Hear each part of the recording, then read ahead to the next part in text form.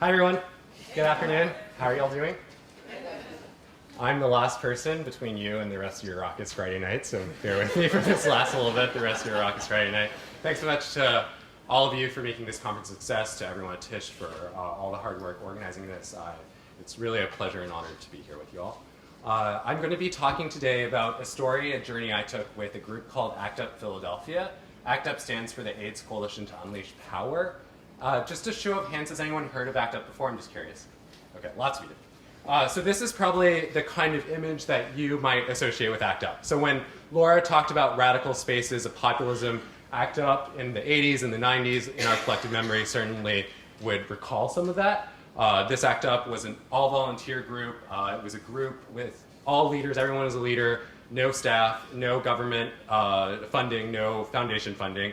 And this is a group that was estimated with literally a shoestring budget in many cities to have saved 6 million lives across the world for getting bodies into people with HIV.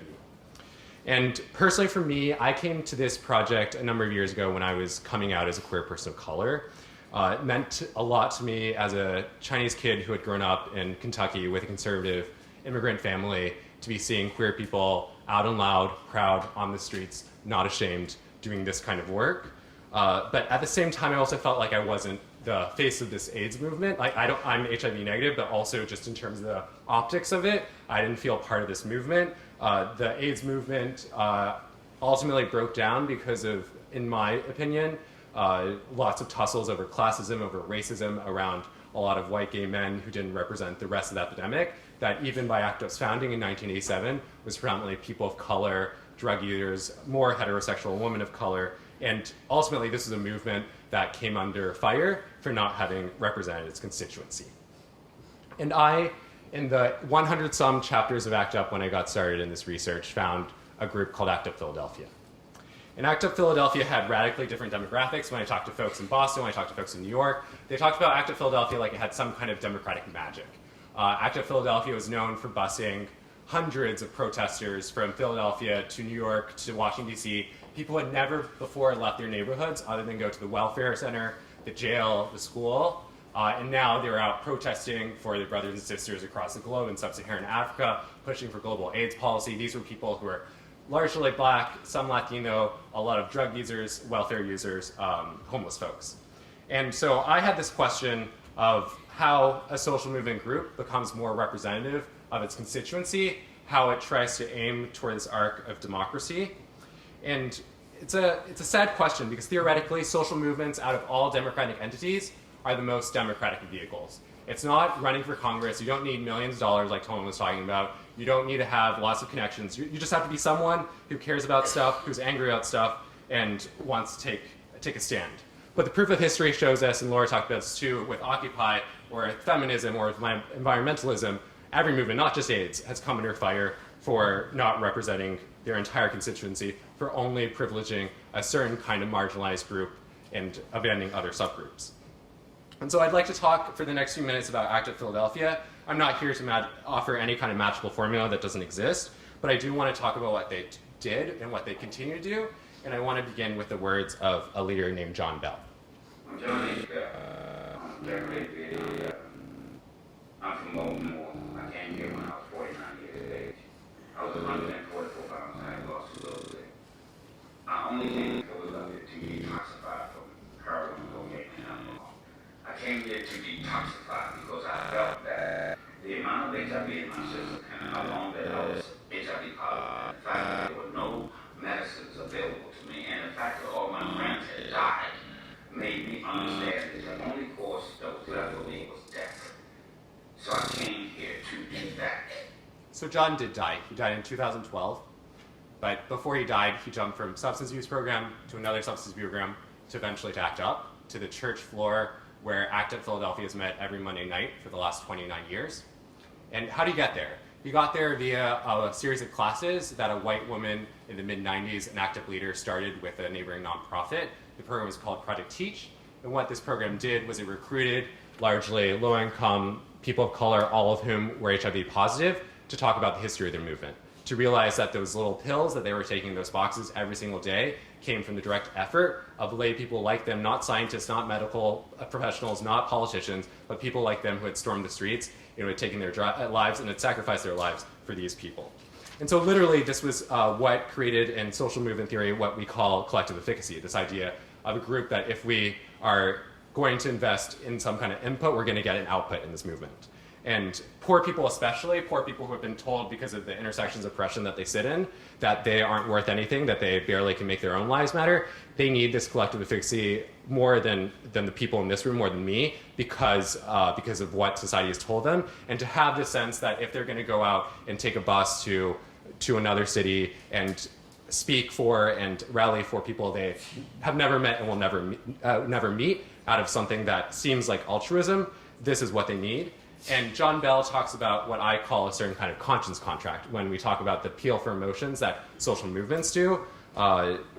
Project Teach and ActUp really do get at this. Julie told me to my face that after I got into Project Teach, if I wasn't successful, that people was going to die. I took that as a challenge. Julie said that if we're not successful, if ActUp is not successful, people will die. What the fuck do I want to live and sleep with that on my mind? So I don't want that.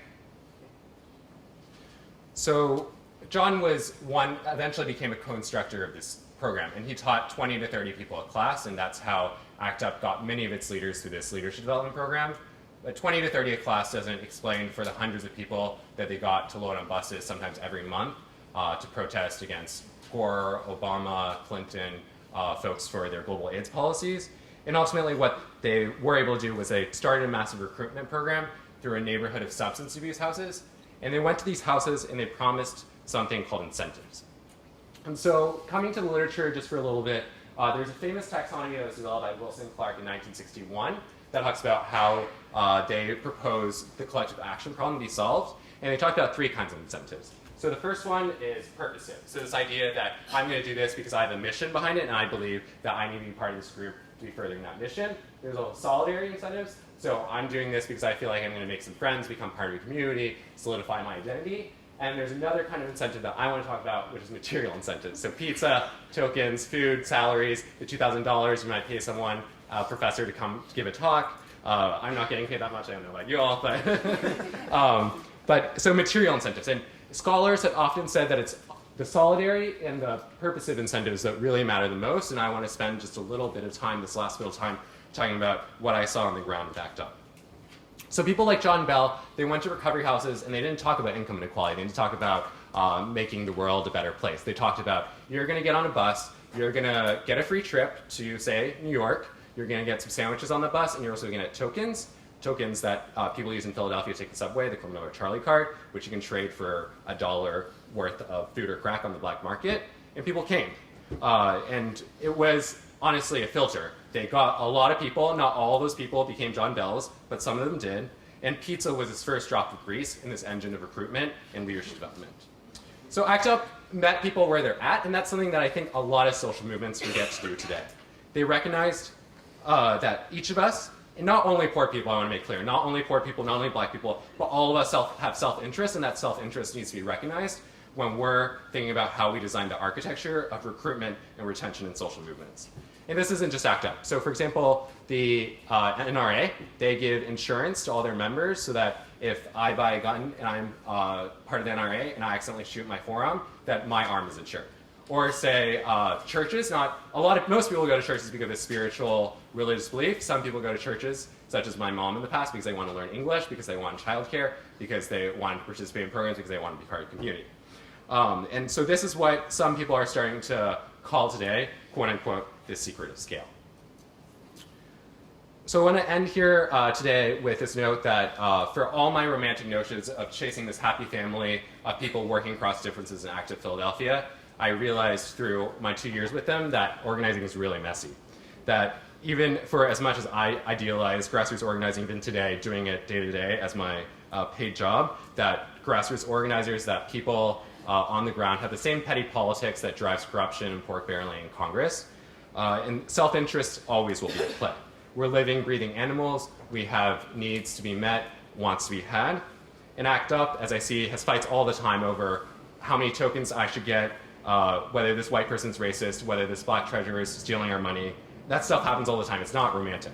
But this is, through at least my one story, through this one perspective, an example of how authentic, real organizing can happen on the ground, how it can have results, and how we can tussle through some of these differences and realize some of this self-interest, some of this conscience, some of this stuff that I've been able to share with you today, how some of this can come to light. So thanks so much.